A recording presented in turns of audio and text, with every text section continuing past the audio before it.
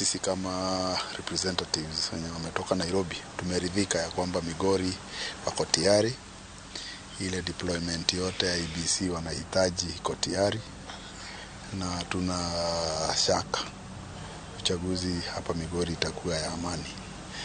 Hakutakuwa na vurugu juu deployment imekuwa sawa. Na kama tunavyosema mara nyingi kwa nyingi, kazi ya uchaguzi si kazi yetu. Hiyo ni kazi ya IEBC.